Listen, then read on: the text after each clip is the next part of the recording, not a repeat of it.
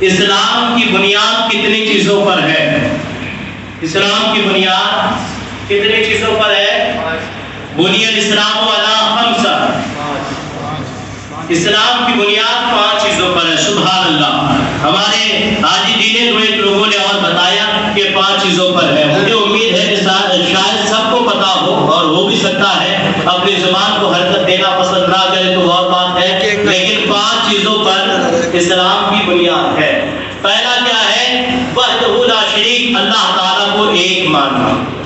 یہ ہمارا ایمان ہے، اللہ کو ایک ماننا۔ یہیں سے میری گفتگو شروع ہے اور یہیں سے اپنے ذہن و دماغ میں باتوں کو بساتے رکھیے گا۔ حضرات گرامی، پہلا ہے اللہ کو ایک ماننا۔ اللہ کے ساتھ کسی کو شریک ٹھہرائے، کسی کو شریک کر دیا، کسی کو اللہ کے ساتھ کر دیا، یعنی ایک اللہ کے علاوہ اگر کہہ دیا کسی نے کہ 2 اللہ ہے، 4 اللہ ہے، تو وہ اسلام کے دائرے سے خارج ہو جاتا ہے، وہ اسلام کے دائرے سے خارج ہو جائے گا۔ تو اللہ وحدہ لا شریک کو ایک ماننا۔ قل هو اللہ احد، اللہ ایک ہے۔ محبوب آپ فرما دو اللہ ایک ہے۔ اور دوسرا ہے نبی کو اللہ کا رسول اور اللہ کا بندہ ماننا۔ نبی کو اللہ کا رسول اور اللہ کا بندہ ماننا، یہ بھی ایمان ہے۔ تیسرا ہے نماز۔ تیسرا ہے کیا؟ نماز۔ چوتھا ہے زکات۔ چوتھا کیا ہے؟ زکات۔ اور 5ویں چیز ہے حج کرنا۔ 5ویں چیز ہے حج کرنا۔ میرے پیارے دوستو، یہ نبی کائنات صلی اللہ علیہ وسلم کے پیارے دیوانوں، یہ 5 چیزیں بنی الاسلام والا خمسہ میں حضرت نبی کائنات نے فرمایا ہے۔ یہ 5 چیزیں مسلمان جب تو ایمان میں داخل ہوا، مسلمان ہوا، کلمہ پڑھ لیا، تو تیرے اوپر 5 چیزیں جو ہے فرض کر دیا گیا، فرض کر دیا۔ اور ان تمام فرائض میں سے اگر کسی نے ایک کا بھی انکار کیا، ایک کا بھی انکار کیا، تو وہ مسلمان نہیں ہو سکتا، وہ مسلمان نہیں ہو سکتا، وہ دائرہ اسلام سے خارج ہو جائے گا، دائرہ اسلام سے خارج ہو جائے گا۔ تو پہلا کیا ہے؟ اللہ کو ایک ماننا۔ دوسرا ہے نبی کو اللہ کا رسول اور بندہ ماننا۔ اور تیسرا ہے نماز کو قائم کرنا۔ میں نے آیت کا آج جو موضوع دیا اور آیت پڑھی ہے وہ نماز اور زکات کے بارے میں۔ متعدد مقامات پر اللہ تبارک و تعالیٰ نے نماز کے ساتھ زکات کا ذکر فرمایا، زکات کا ذکر فرمایا ہے۔ آج کچھ مسائل آپ کو میں دوں گا اور اس مسائل سے آپ جو ہے مستفید بھی ہوں گے اور اس سے جو ہے سبق بھی حاصل کریں گے۔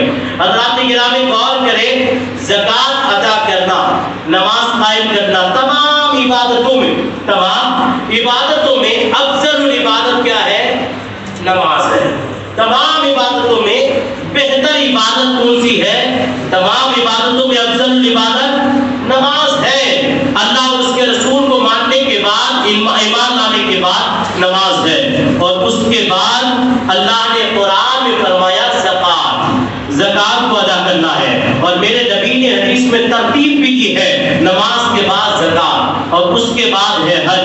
حضرات گرامی، نماز آپ کے پاس دولت ہو نہ ہو، پیسہ ہو نہ ہو، صحت مند ہو تب بھی نماز، اور بیمار ہو تب بھی نماز پڑھنی ہے تو پڑھنی ہے، یہ معاف نہیں ہے، یہ معاف نہیں ہے۔ ہاں، وہ بیماری جو جان کو لے لینے والی ہے، اگر وہ بیماری ہو پھر بھی اگر آپ اشارے سے نماز پڑھ سکتے ہیں تب بھی آپ کا نماز معاف نہیں، اشارے سے نماز پڑھیے۔ اس پر میری گفتگو آج نہیں ہے، آج گفتگو ہے زکات پر۔ اللہ نے فرمایا وآتوا الزکات، اے لوگوں زکات ادا کرو، لوگوں زکات ادا کرو۔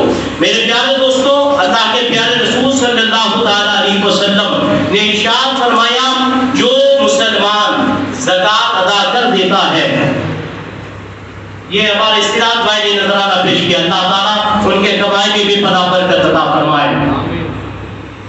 جو زکات ادا کرتا ہے اللہ تبارک و تعالیٰ اس کے لیے جنت عطا فرما دیتا ہے، اس کے لیے جنت عطا فرماتا ہے۔ اب زکات ہم ادا کریں تو کیسے کریں؟ زکات ہم پر کب فرض ہوتا ہے؟ نماز جیسا فرض نہیں ہے زکات۔ زکات فرض جو ہے وہ صاحب نصاب پر ہے، وہ صاحب نصاب پر ہے۔ صاحب اگر کسی کے پاس 35,000 یا 40,000 روپے ہے اور اس پر سال گزر گیا ہے تو اب اس کے اوپر زکات فرض ہو گیا، زکات واجب ہو گیا۔ تو حضرات گرامی 35-40,000 اس دور میں کس بندے کے پاس نہیں ہے؟ شاید محنت مزدوری کرنے والوں کے پاس نہ ہو، نہیں ہو سکتا ہے، یہ ہم کھل کے نہیں کہہ سکتے کہ ہر بندے کے پاس ہو، لیکن اکثریت یہ ہے کہ 35-40,000 روپے ہر انسان کے پاس ابھی اس دور میں موجود ہے اور رکھتے ہیں۔ اللہ تبارک و تعالیٰ سبوں کو بے پناہ دولت نصیب عطا فرمائے۔ تو حضرات گرامی جس کے پاس 35 سے 40,000 روپے جس پر سال گزر گیا اس پر زکات واجب ہو گیا، فرض ہو گیا۔ 1 تولہ سونا بھی اگر گھر پہ ہے تب بھی زکات فرض ہو جائے گا، جب بھی زکات فرض ہو جائے گا 1 تولہ سونا۔ تو زکات جو ہے سونے پر بھی ہے، چاندی پر بھی ہے، اور آپ کے پاس کاروبار کے جو پیسے ہیں، دولت ہے، جمع کر کے رکھے ہیں، اس پر بھی ہے۔ اور اگر یہ ایک ایک کر مال نصاب کو نہ پہنچ سکا، یعنی 7.5 تولہ سونا، 52.5 تولہ چاندی نہ ہو سکا، سب کو ملا کر بھی اگر ایک نصاب کو پہنچ گیا، جو کم پیسے کا نصاب ہے پہنچ گیا، تب بھی آپ پر زکات فرض ہو جائے گا، تب بھی زکات فرض ہوگا۔ تو عام سی بات ہے کہ 35-40,000 روپے جو ہے اگر کسی کے پاس ہے تو اس پر زکات فرض ہو گیا۔ اب زکات فرض ہونے کے بعد زکات ادا کرنا ہے، زکات ادا کرنا ہے تو زکات کتنا ادا کرے، زکات کتنا ادا کرے؟ میرے پیارے دوستوں میں بتا دیتا ہوں، زکات ادا کرنا ہے آپ کو 2.5%۔ کتنا؟ 2.5%، یعنی 40,000 میں اگر 40,000 بھی کسی کے پاس ہے تو 40,000 میں سے 1,000 روپے آپ کو زکات ادا کرنا ہے۔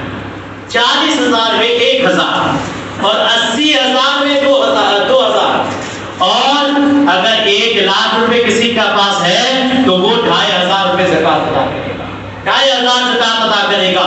اللہ اکبر کبیرہ، کتنے ہزار روپے آپ کھائے پیے اڑا دیے، لیکن اس کا درد انسان کو نہیں ہوتا ہے۔ میرے پیارے دوستوں، درد جب ہوتا ہے انسان کو جب وہ زکات ادا کرنے کے لیے جاتا ہے، جب درد ہوتا ہے جب وہ صدقات کرتا ہے، جب درد ہوتا ہے جب اللہ کی راہ میں خرچ کرتا ہے۔ میرے پیارے دوستوں سنو، میرے نبی کائنات صلی اللہ علیہ وسلم نے ارشاد فرمایا، ان تمام مسائل کو سننے کے بعد 30-40,000 روپے، 35,000 40,000 روپے جس کے پاس ہے، 40,000 روپے ہونے کے بعد اگر کوئی بندہ 1,000 خدا کی راہ میں زکات کے طور پر نکال دیتا ہے، اس کے مالوں میں کمی تو نہیں آتی ہے۔ حضرت عائشہ صدیقہ ماں عائشہ فرماتی ہے کہ جو زکات نکال دیتا ہے، جو صدقات نکال دیتا ہے، جو اپنے پیسوں کو راہ خدا میں خرچ کر دیتا ہے، حضرت عائشہ فرماتی ہے میرے نبی نے فرمایا کہ ان مالوں کے ملنے سے اللہ تبارک و تعالیٰ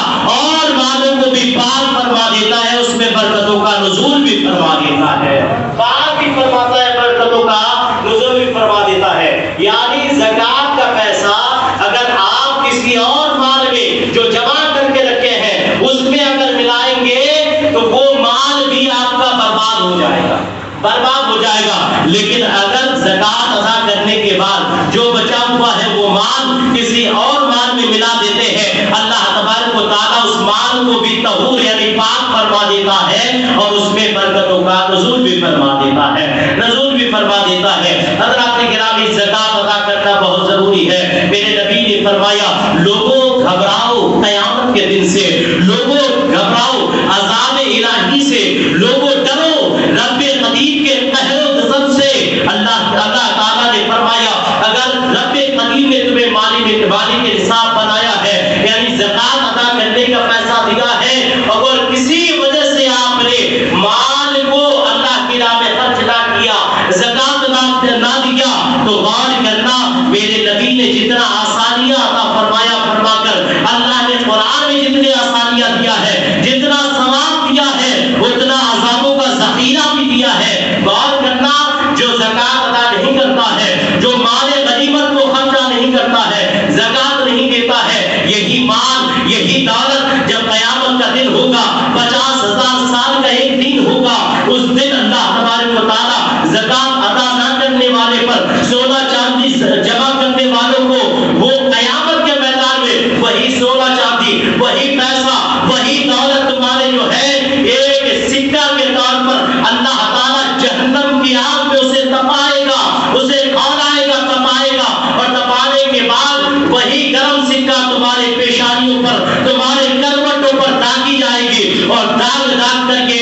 کیا جائے گا وہی پیسہ تمہیں اعلان کر کے کہے گا اے انسان سن سن، جو تو نے دنیا میں جمع کر کے آیا تھا نا، مجھے بچا کر رکھا تھا، راہ خدا میں خرچہ نہ کیا تھا، وہی مال میں آج تجھے سزا دے رہا ہو، وہی دولت آج سزا دے رہا ہو۔ میرے پیارے دوستو، وہ سزا تمہیں برداشت کرنے کی قوت نہیں ہے، ہمارے اندر قوت نہیں ہے، لہذا حضرات گرامی، اگر اللہ نے دیا ہے تو راہ خدا میں خرچ کرو، اللہ نے دولت دی ہے تو راہ خدا میں خرچ کرو۔ میرے پیارے دوستو، ایک حدیث اور سن لیجئے، میرے نبی نے ارشاد فرمایا، اللہ کے پیارے رسول صلی اللہ علیہ وسلم کا فرمان ارشاد ہے، میرے آقا فرماتے ہیں جو مالوں کو جمع کر کے رکھتے ہیں، زکات ادا نہیں کرتے، کنجوسی کرتے ہیں، اپنے آپ میں بخل لاتے ہیں، بخیل ہو جاتے ہیں، کنجوسی کرتے ہیں زکات ادا کرتے وقت، اپنے حاجتوں کو بیان کرنے لگتے ہیں، میں قرض دار ہوں، میں جو ہے قرض داروں پر زکات واجب نہیں ہے، اگر قرض دار ہے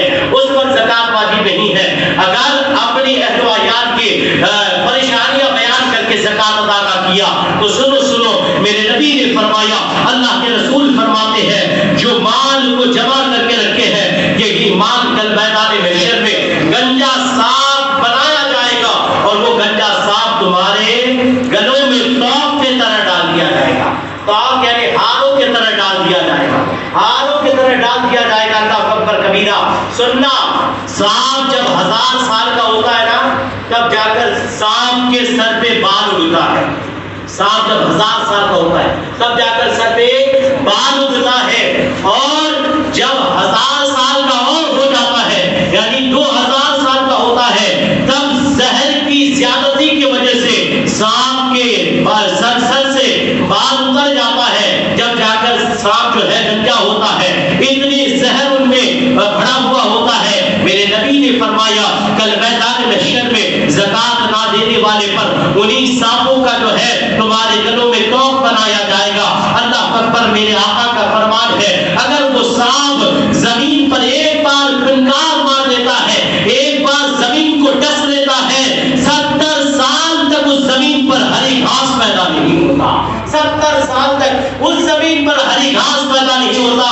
آپ اندازہ لگائیے، وہی مال جو تھوڑا جمع کر کے رکھ دیا، اگر آپ نے ادا کر دیا تو اللہ تعالیٰ اس کے صدقے میں تمہیں جنت بھی عطا فرمائے گا، مال میں دولت بھی، برکت بھی عطا فرمائے گا، تمہارے مال کو پاک بھی فرما دے گا، پورے سال میں جو مال نقصانات ہونے والے تھے ان تمام نقصانوں سے بچا بھی دے گا، اور اگر ادا نہ کیا تو میرے نبی کے فرمان کے مطابق وہی مال تمہیں سانپ بنا کر گلے میں ڈال دیا جائے گا، وہی مال داغ کر تمہاری پیشانیوں پر اور کروٹوں کو داغی جائے گی۔ لہذا میرے بھائیوں، اللہ نے اگر دیا ہے تو خوب ادا کرو۔ حضرات گرامی، میرے نبی نے فرمایا 5 چیزوں کی ضمانت جو مجھے دے دیتا ہے میں اسے جنت کی ضمانت دے دیتا ہوں۔ سبحان اللہ۔ 5 چیزوں کی ضمانت جو مجھے دے دے، میرے نبی نے فرمایا 5 چیزوں کی ضمانت جو مجھے دے دے میں اسے جنت کی ضمانت دے دیتا ہوں، جنت کی ضمانت دے دیتا ہوں۔ ایک ہے نماز۔ پہلا کیا ہے؟